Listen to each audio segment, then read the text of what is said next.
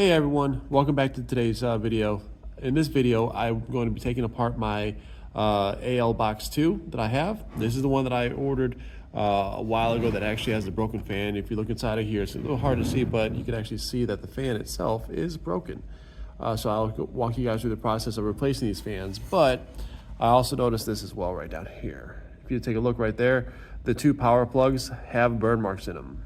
So fortunately, this upcoming weekend, I'm going to be going to visit some family for the holidays, and on the way there, I'm going to be driving right by where Mr. Crypto 440 resides, and I'm going to meet up with him someplace over there, and I'm going to actually hand him the board itself to go ahead and fix it. Anytime I've got an issue with one of these Goldshell miners, which I have had a couple issues with them, to be honest with you, where these guys do burn out. He's always been there to help me out and take care of it for me. So I'm gonna go ahead and meet up with him. Maybe I'll buy him lunch for helping out and stuff like that. But in the meantime, we're gonna go ahead and take this thing apart. I do want to show you, and this did take me a while. So if you guys have an issue with one of these with the fans, and you can't figure out where to get the fans, I did find them on Amazon. Via a lot of trial and error, I finally found the right ones that would actually work with the unit. And this is what the fan looks like here. This is the replacement. On the back side, you can see what kind of fan it is. And this is the actual part number for it that I got from Amazon. On the inside of this box, there is going to be the fan itself. As you can see here, we got the fan right there. We do have some hardware, like if we're going to go ahead and put this into a different case or something, as well as some fan guards. But for right now, let's go ahead and start with the disassembly of this. So the fans themselves have 4 screws holding each one in, and then the actual perimeter of this guy does have 6 screws as well. So I'm gonna go ahead and take this apart. Just to give you guys a little bit of a backstory, this unit was dropped. It does work, as you can tell by the burnt terminals down here. It did work, but it was actually had a real bad vibration. And that vibration itself is the reason why I spent a lot of time trying to find these fans to be able to get so I can replace this this bad boy. So now that I got all 6 perimeter screws out, we got to lift this up, and here on the inside, I'm going to try to angle this just right. You can actually see that we have 2 sets of fan headers, so we're going to go ahead and take those 2 out. I will show this to you as well because I know that this is going to be a difference here. But when you look at the actual ends here, they are slightly different as far as where the little tabs would be as far as, but yes, these fans that are on here are the original fans. And yeah, so we're going to try not to mix up any of these screws or lose them I'll put them anywhere. But if you wanted to know the actual specs of the factory fans from Goldshell, this is what they are. You could always look up these numbers as well and get the exact replacements. But like I said, I got these from Amazon, and they do work.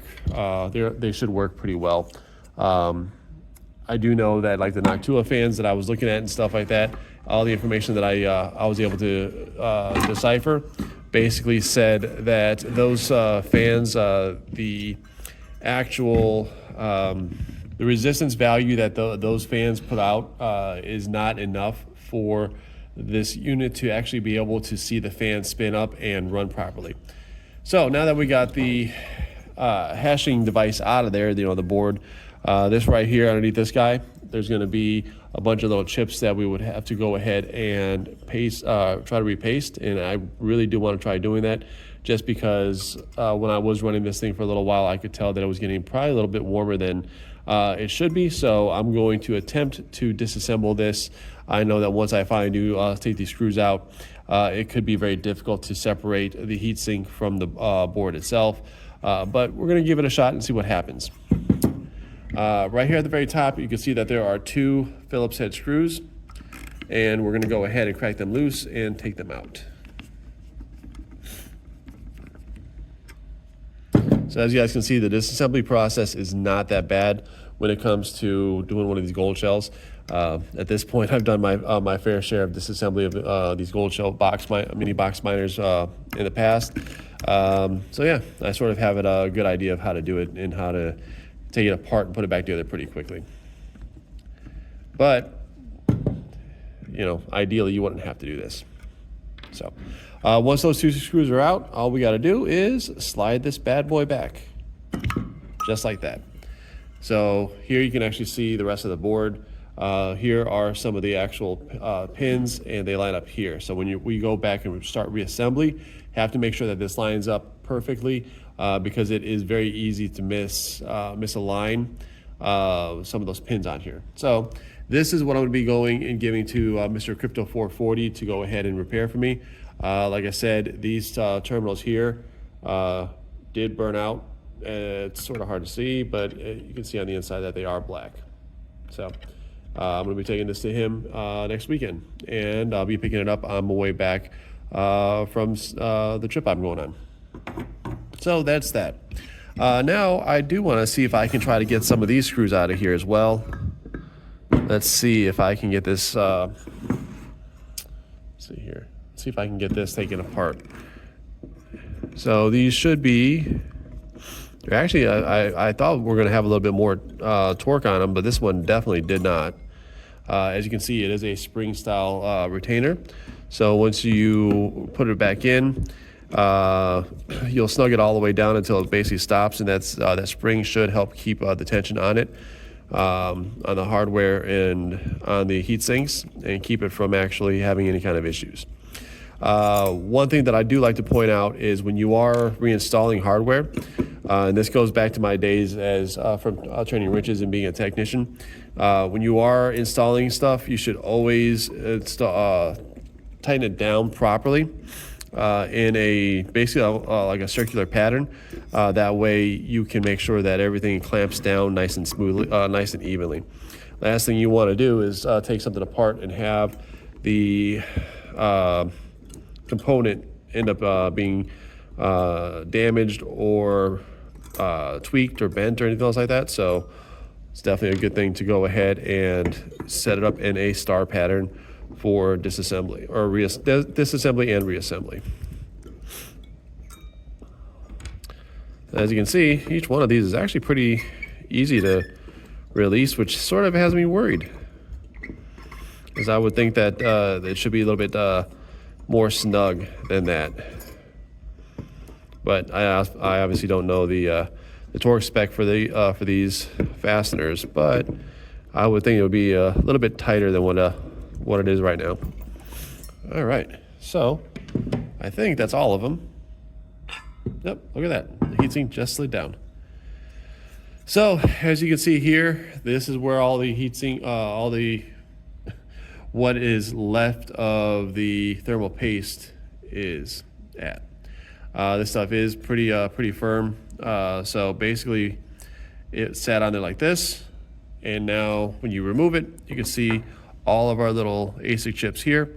So we are going to go ahead and clean all these up, and I've got some thermal paste, and then we'll go ahead and reassemble this. But for now, I wanted to go ahead and push this off to the side, and this will be for our next video, is the reassembly aspect of it. But I wanted to go ahead and get these two pulled off really quick and get them replaced. If you look here, sort of hard to see, but there's an arrow pointing inward and then an arrow pointing up. The orientation as far as that direction, I don't think really makes any difference, but we have to make sure that these new fans, when they go on, have this arrow pointing in the same direction, so like this. So that means that the label itself is going to be facing inward. All right, so it's as simple as taking these 4 screws out here. They are not very tight. They are a type of screw that you would use for plastic, going inside of a plastic fan assembly. As you can see, this is what they look like right here. So they are a screw with wide ridges, and that allows it to actually bite really well into the plastic. One of the things we have to take into consideration with these new fans that we got is the wires themselves are longer. So we have to make sure that we route them in a fashion that will allow for us to be able to make contact with the board without it being too long. All right, so we're gonna go ahead and slide these two off over here, which are the bad ones. And then we're gonna take these guys and we're gonna go ahead and set them over here like this. And with this one, I think we're gonna go ahead and put this one on the bottom because it will allow us to have, well, hold on, what do you think? Should we put that one on the top or on the bottom? Because if we put it on the top, I wanna have it routed like this. That way it's got the same type of length. Yeah, that sounds good. So we'll route it up and around like this.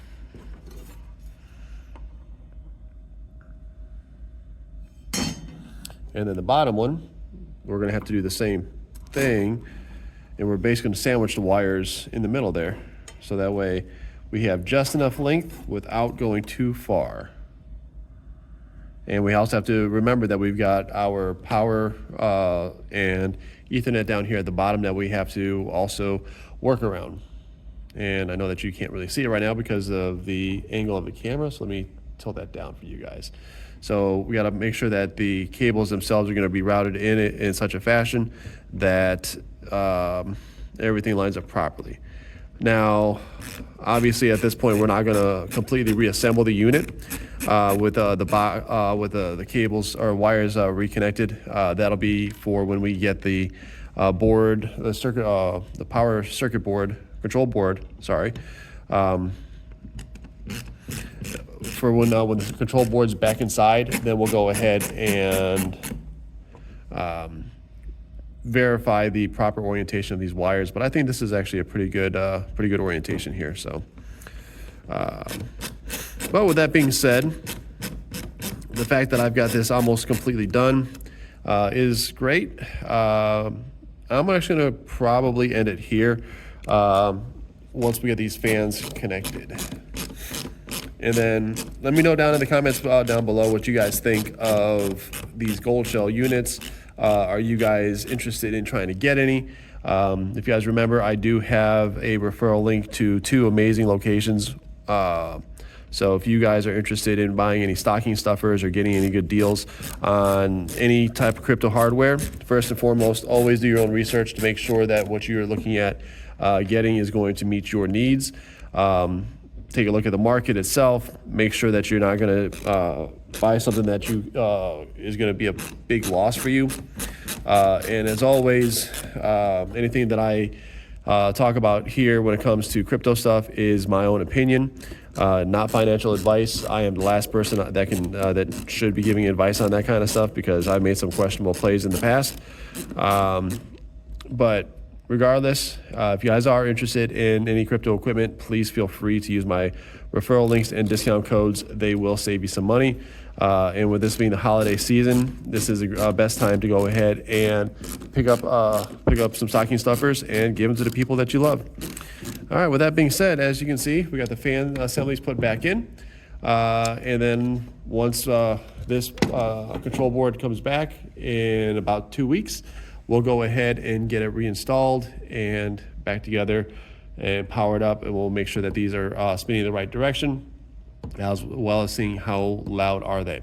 With all that being said, I want to thank you everyone for joining me in today's video. I love doing stuff like this, so please let me know down in the comments what you guys think. Do you guys feel comfortable going inside of units like this? Do you like videos where you get a chance to see the disassembly, reassembly process?